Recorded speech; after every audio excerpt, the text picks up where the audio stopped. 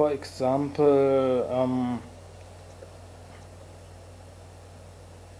I read that it should substantially improve categories of intellectual property rights, and that a moment.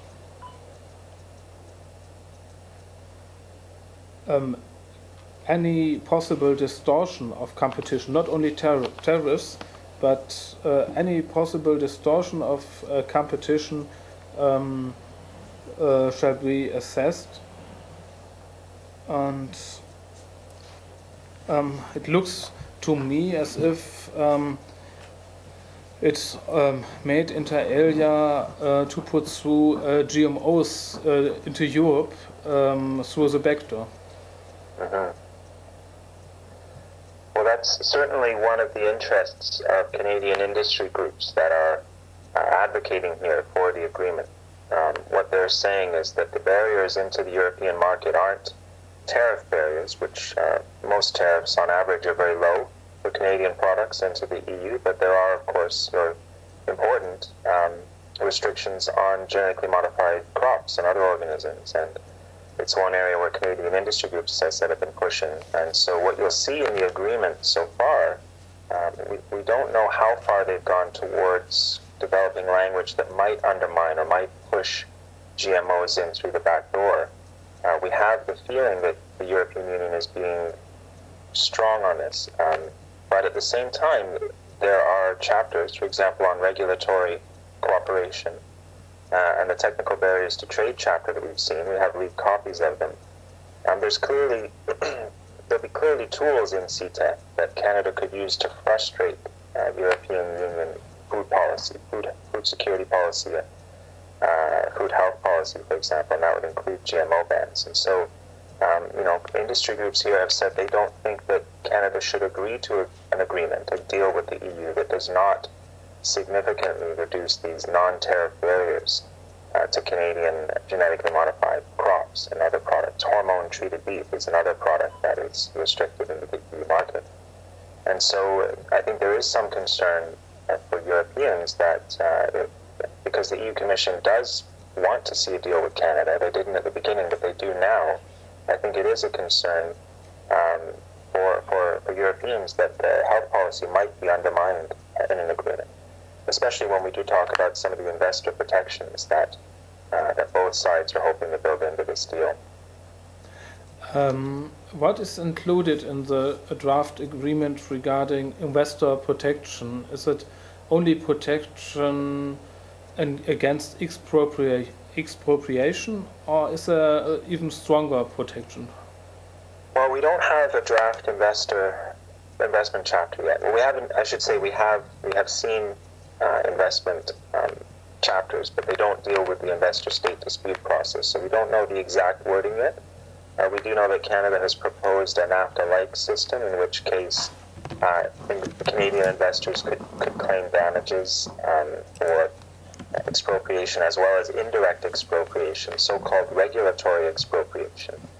And so this would be, any kind of environmental or public health measure that was put into place following the establishment of a Canadian investment in the EU, which had the effect of upsetting profits or reducing profits. Those kinds of things could be challenged. And in fact, in Canada, the trend since NAFTA has been progressively more and more challenges of this nature. So challenges to Canadian pesticide bylaws and pesticide restrictions at the provincial level, or challenges to decisions by a municipality or province to block some kind of extractive process, like a quarry or a mine.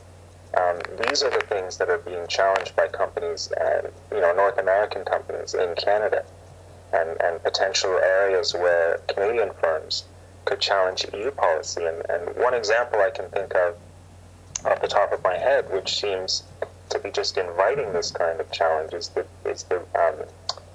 Rosia Montana mine in Romania, which of course is a Canadian mining firm. Well, it's many different investors from different countries, but it is, I believe, a Canadian mining firm that wants to dig for gold.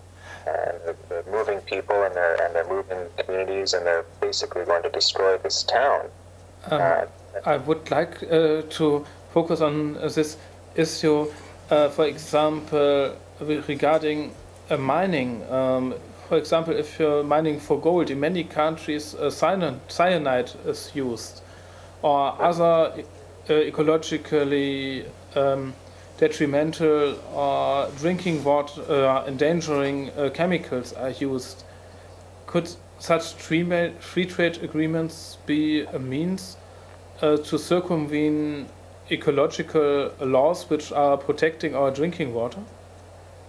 Yeah, no, absolutely they can be. I would say even they can interfere with the introduction of new policies, as I was saying, through things like regulatory cooperation, this kind of pressure to continually reduce or the downward pressure on regulations. This is built into trade agreements. But certainly through the investor protections and the process they have to challenge policy. I mean, we have an example in El Salvador right now with another Canadian mining firm, which is challenging a decision by the El Salvador government to essentially block mining activity. It wanted to do gold mining activity. And the reasons were, one, community resistance to the project, two, the effect it would have on water. That was one of the major considerations for blocking the development. And the firm has gone to dispute resolution at the International Center for the Settlement, ICSID. I can't think of the, you know what I mean, this World Bank investment dispute pen. So absolutely companies can bypass regulations and challenge countries for hundreds of millions of dollars in compensation for decisions against mining projects, and that would be a concern, I think, of mine, and certainly for groups fighting mining projects by Canadian mining firms in the European Union. In Romania, the example I was using there, if, for example, at this point, or following the signing of CETA, at that point, there was an investor dispute process in place, and the Romanian government decided to renege on its approval, or perhaps put in place stricter regulations, for example, on water that weren't expected by the firm at the time of the investment. And of course, these are the things that are challenged. And the settlement in the Vattenfall case in Germany is a good example of that, where new regulations were put in place to protect, I believe it was to protect water and air quality related to a coal-fired plant. And the company was able to settle with the German government, I think it was for $1 million, if I'm not mistaken, was the amount, which was incredible. It is a reality. It's not just a threat. It's a reality that these companies will use and abuse this system when government laws get in the way of their profits.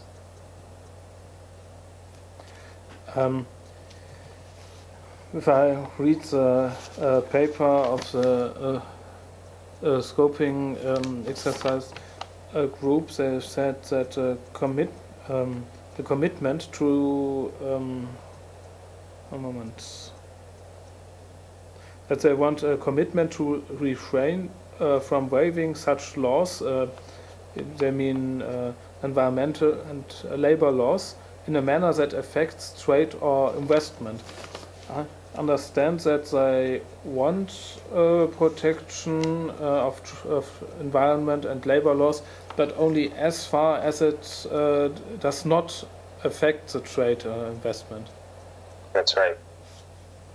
That's right. These are aspirational statements, really, that they put into the trade agreements. You know, they commit to, for example, not lowering standards in order to attract investment. Of course, this happens all the time. In Canada, there is, I mean, just the other day, I mean, and a week doesn't go by, I should say, when we don't hear from our government about how they're going to make it easier for mining projects to move ahead by reducing the amount of regulations and reducing the approvals process. So, of course, Canada does this all the time. It is on purpose making its environmental rules weaker in order to attract investment. And you just made me think that maybe there's a good claim we can maybe there's a claim we can file under NAFTA or the WTO that in fact this is what Canada is doing, which is goes against the trade agreement promises it made. But the reality is, in all seriousness, the reality is that these agreements, the investment protections in the agreements are much stronger, much more available to companies than are the other protections for the environment. And we've seen this, whether it's in NAFTA through the environment and labor side agreements, which have been essentially useless, or whether it's in, I think the same can be said for the European Union's stated goals of sustainable development and the sustainable development chapters that they put into trade agreements. The reality is these chapters are not enforceable, and Canadian negotiators, from what we understand, have been working to undermine this idea of binding environmental rules in CETA. For example, CETA, Europe would like CETA to recognize the restraints that multilateral environmental agreements place on government activity, but Canada feels they don't like that language, right? They like the investment protection language, but they're not sure why they should be bound by international environmental agreements. I think that's another strong argument that might resonate in Europe right now, especially as Canada has pulled out of the Kyoto Protocol entirely last week. I think it might resonate.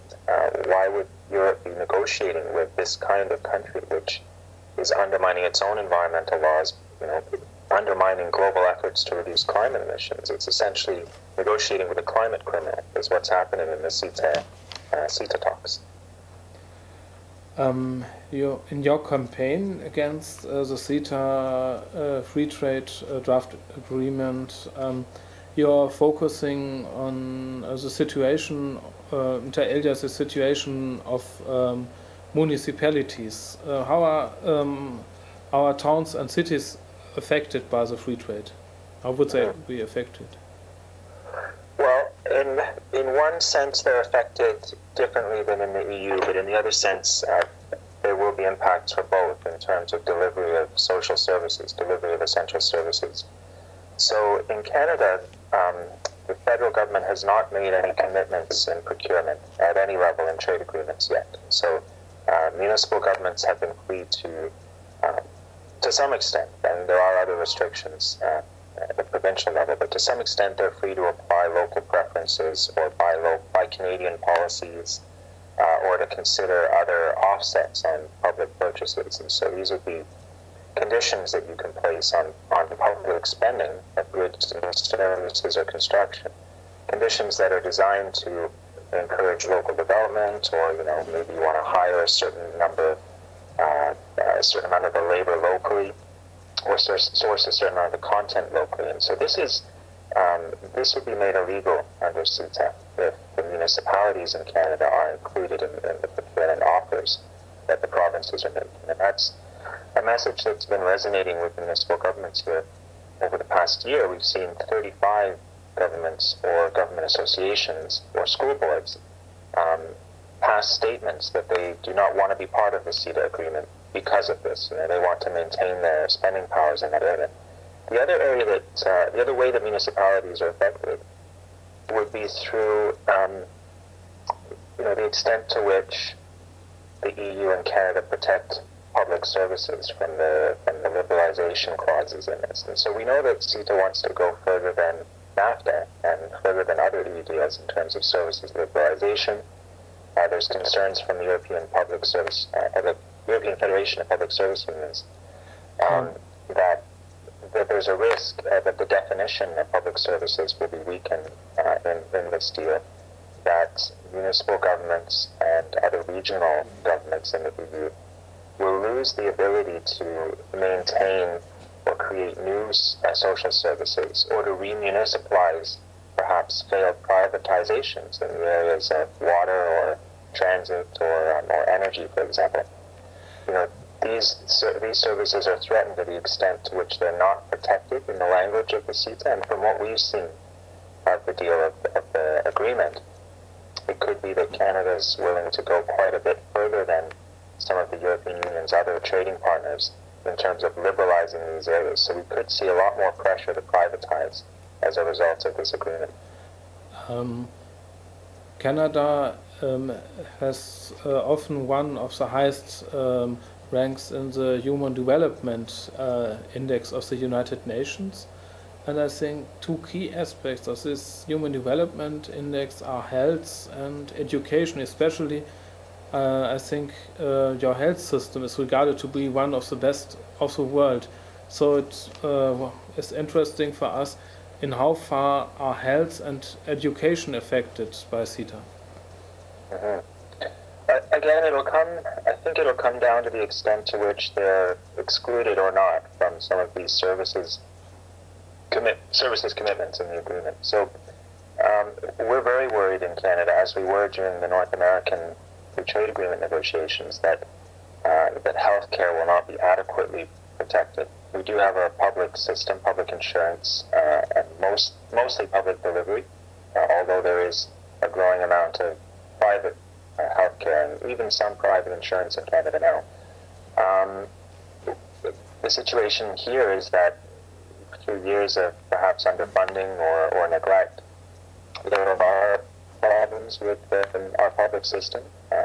They could be solved within the public system, but of course our government now is very much in favor of private solutions to any problem, basically. So they would be quite happy if the amount of private sector involvement in health increased. Education is the same. We do have public universities for the most part, public schools, but there is a growing amount of private education. And what we found in these trade agreements is that countries will often protect their existing non-conforming measures, and so in NAFTA we protected the existing healthcare system. We also, though, because of pressure from public organizations like the Council of Canadians and others, it also includes protections for future measures introduced in the area of healthcare. We're going to lose that in CETA, we think.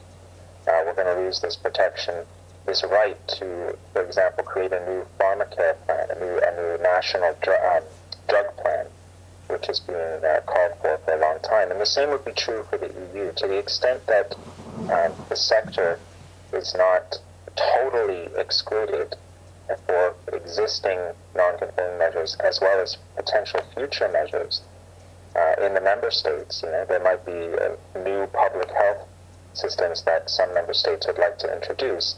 Well, if they're not explicitly listed, if they're not explicitly protected in the agreement, then those member states are going to lose the right to adopt those new measures in the future. And so it is a real threat for both Canada and the EU and its member states.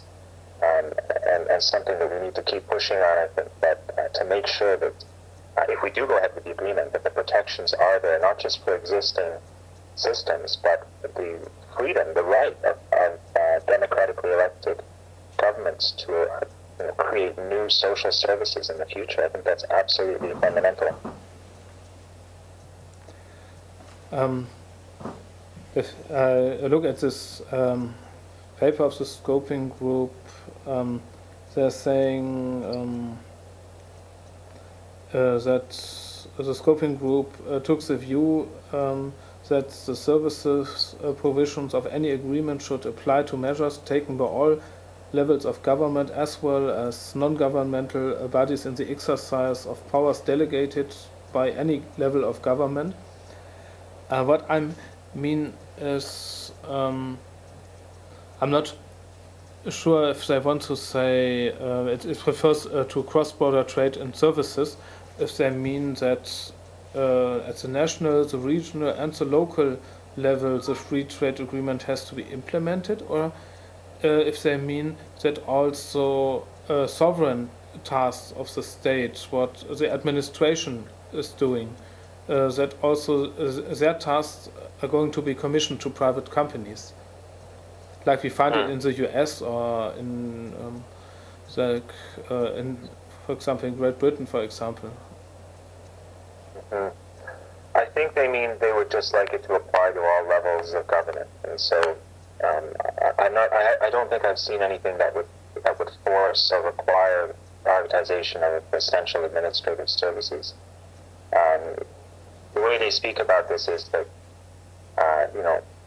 municipalities will continue to have the right, cities will continue to have the right to keep systems public, but if they decide to privatize European firms want to make sure they have the right to bid on these things, and that the decisions at the end of the day comes down to a market-based decision, basically. So increasing competitive pressures on publicly delivered services right now is the intent of all trade agreements, and this one will be no different. I don't think there will be a requirement to privatize administrative services, for example. What is the time schedule? When is the free trade agreement going to be signed? When is it going to be ratified? Well, this is an open question, I guess. They're in the final phases of negotiating, which means that they've had 9 negotiating rounds involving the Commission and the federal government and the provinces here in Canada. And those are now over, and they're going into smaller meetings every few weeks with only key negotiators. But they're also going to be very quickly moving into the political stage, where they're going to be asking the Commission, or I suppose I'm not sure how it works in Europe, but here they would be asking our Prime Minister's office or the Trade Department's office to be making some hard decisions so they can finish the negotiations within the next year.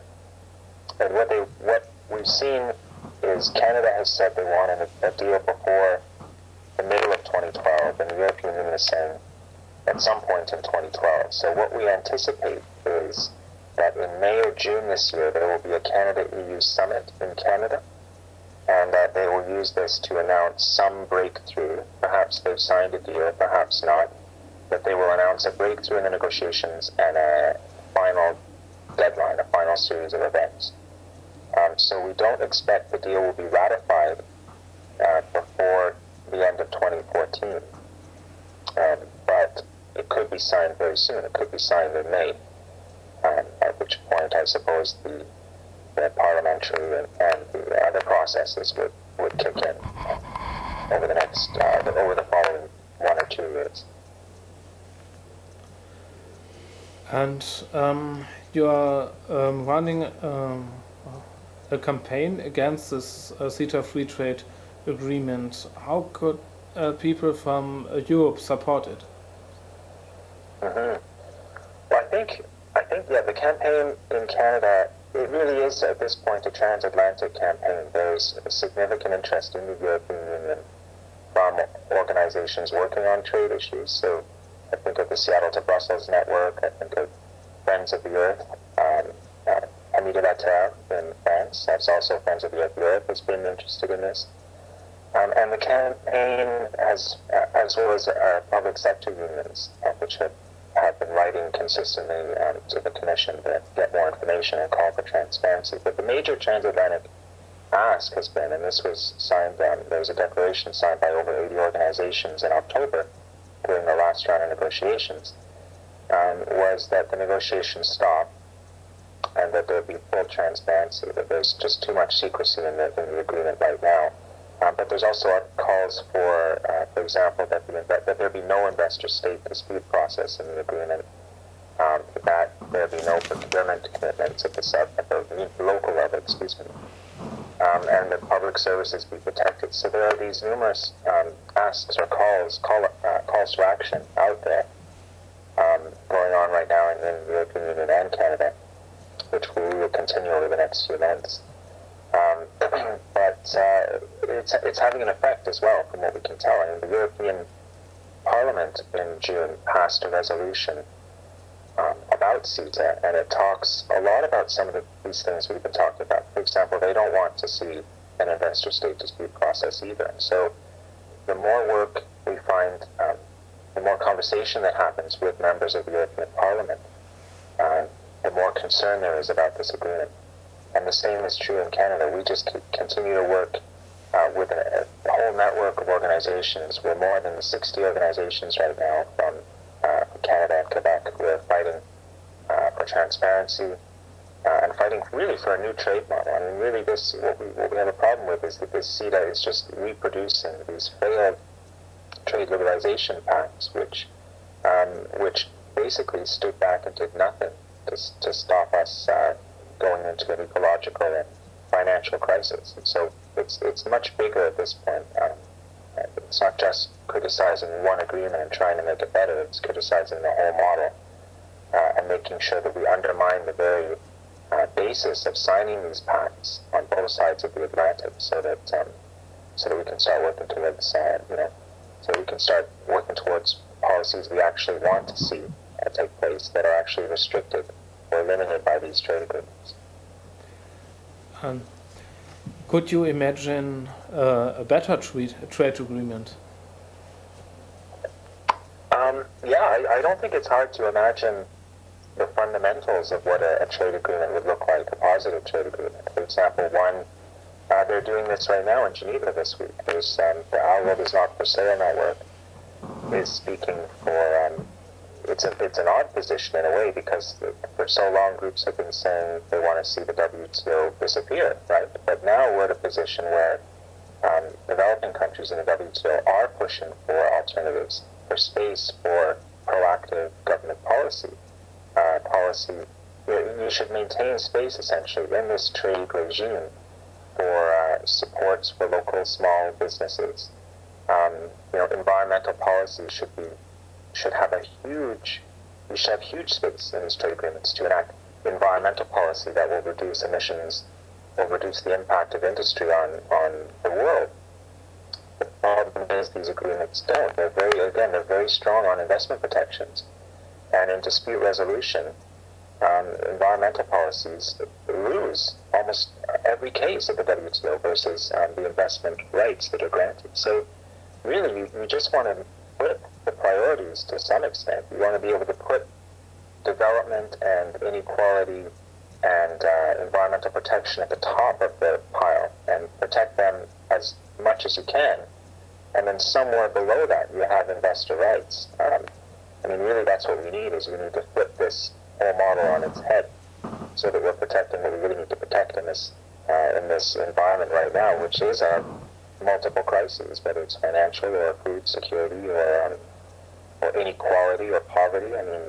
You're not going to solve these crises with the current trade model. That needs to be flipped on its head. Where do I find in the internet information about your organization, and where about the draft CETA trade agreement? Okay, so we're the Council of Canadians. We've been around since 1985. We was formed in response to the original free trade negotiation between Canada and the U.S. And so right now we have many campaigns on the right to water, on the need to transition away from climate-heavy economy. So you can find more information about us at www.canadians.org. The two draft agreements we have of the CETA text, which we made public. When I say we, the Trade Justice Network is another site of information on CETA. So that's just, without the www, just tradejustice.ca. And you can find there in October 2010 and a January 2010 draft text of the CETA. But also I encourage people to look at the EPSU website, the European Federation of Public Service Unions. They have also posted information and some leaked texts on the CETA from the European Commission related to public services. And so that would be www.epsu.org, and you can find their site on CETA and then public services and trade. Take a look. Many thanks. Thank you.